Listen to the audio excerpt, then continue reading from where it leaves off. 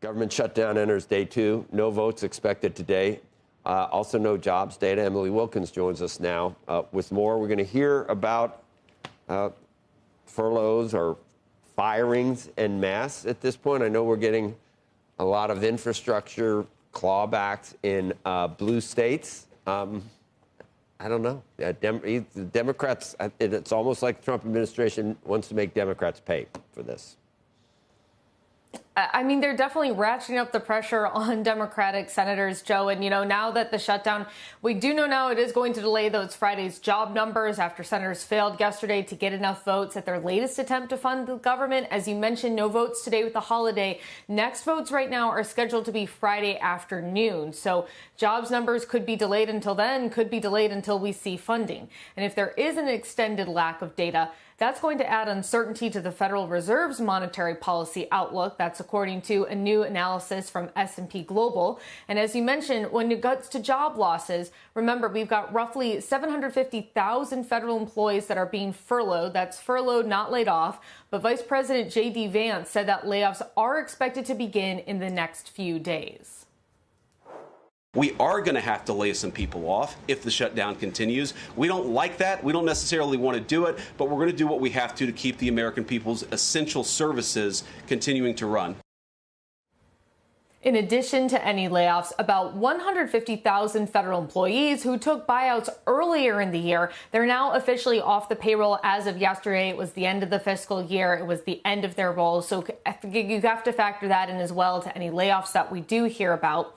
And of course, everyone's looking for the potential off-ramp here. One of them is that there is a bipartisan group of lawmakers. They are discussing a potential path forward on extending some of those Affordable Care Act tax credits. But so far, it's not clear that a deal is going to come together. And Joe, as you mentioned, the pressure is only ramping up. You saw $18 billion of funding canceled for New York City infrastructure projects. You saw $8 billion of funding canceled for green energy projects, including hydrogen. All of it from states represented by Democratic senators. So the Trump administration really putting pressure on them to vote with Republicans for that stopgap measure they've been putting forward. Guys? Right. And we've had, who did we have on yesterday? I think we had Senator Daines. And there are discussions between senators on both sides of the aisle. And I asked, well, who's close? And he said, well, there are discussions with certain senators, but he wouldn't tell me who the next moderate Democrats 3, 4, 5 moderate Republicans. But it sounded like what they were discussing, Emily, was just the idea that they would find a way to continue to fund the government for the next 7 weeks while they discussed the health care issues. Yeah, I wasn't. Which I thought that deal was already on the table. I wasn't even talking about whether they'd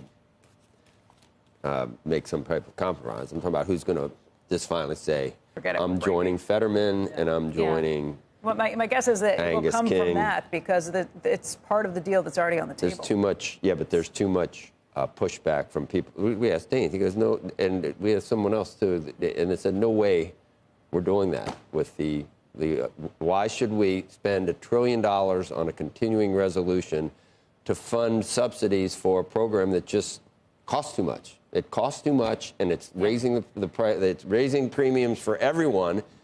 I mean, that's how health care works. If you subsidize it, all private employers are going to try and get people to move over to the subsidized Obama. That's why we're in this mess right now. And I think there's... And that's really the interesting thing right now is the cost, right? Because if you look at everything Democrats are asking for, yes, it does total $1.5 trillion. But if you just look at extending these Affordable Care Act tax credits, if you were to do so just permanently, Congressional Budget Office estimates that that's about $350 billion over the next decade. And that's why you're seeing Republicans and Democrats say, look, we can do things like we can cap the amount of income, or we can have people pay a minimum payment, or we can limit those who are actually able to go ahead and take this tax credit. But of course, as you guys were just mentioning, all that takes time. They can't get to an agreement on that in a few days. That's a negotiation that could take weeks, it could take months. And so I think that is kind of one of the things they're discussing. Is there a way to move forward where you keep the government funded, but at the same time know that you are making progress and that you will reach some sort of compromise,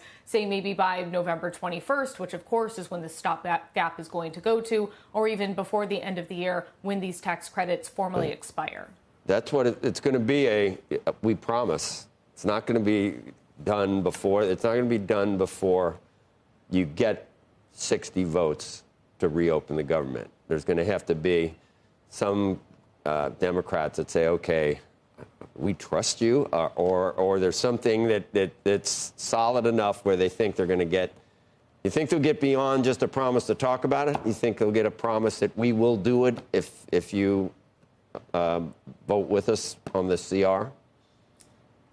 I think a lot of it, Joe, is going to come down to trust. It's going to come down to discussions. It's going to come down to how comfortable senators feel. I mean, remember, Republicans, at this point, they've got 3 Democrats who are voting with them.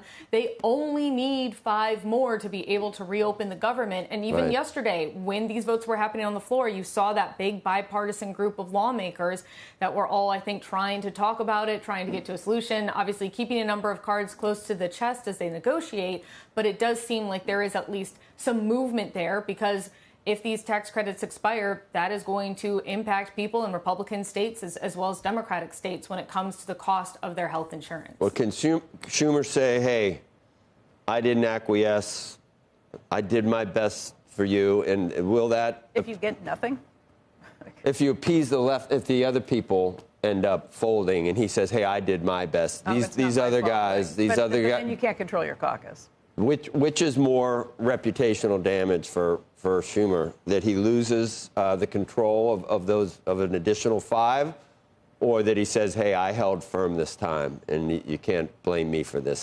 These other guys are rogues, or other guys and gals. No-win situation either way. I think it might be a no-win situation. That's a good question, and I think it's also going to depend on what this agreement is, right? I mean, if Schumer can credibly go behind a podium, face a bunch of news cameras and say, look, this is what we got in exchange for reopening the government, and I feel confident this is going to, address health insurance or whatever it winds up being, that you could always spin something as a win. And I think then it's a question about what does that actually look like? And then, of course, what happens next? Do you actually wind up seeing an agreement 7 weeks down the road or 2-3 months down the road? And so I think it's a lot of questions at this point as far as what, if anything, is going to come from these negotiations.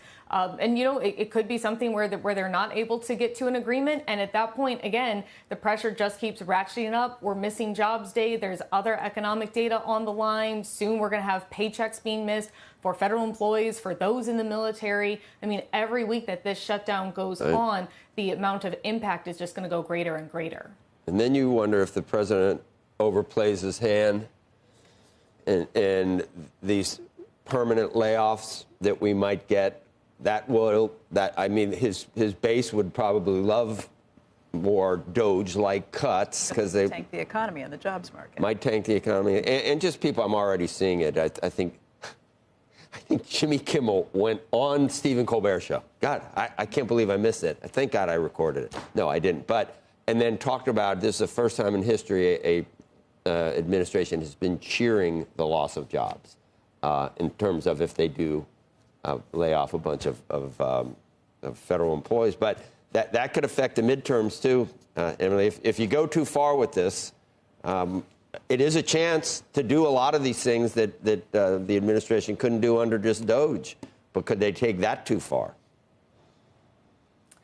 I mean, Joe, the administration, it should be noted, I mean, they have the power to do these layoffs. It's not like the shutdown grants them any special ability to do this. I mean, this is something where the administration has decided to use this moment to kind of take a look at maybe who is considered essential versus non-essential. A lot of people would quibble with using that term there, that, some folks who are kept on or furloughed are still doing very important work, as we see with the jobs data and other data from BLS.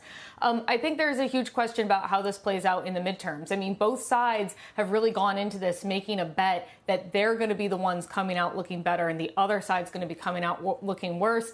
And we're just going to have to see how this thing ultimately plays out and what those poll numbers look like.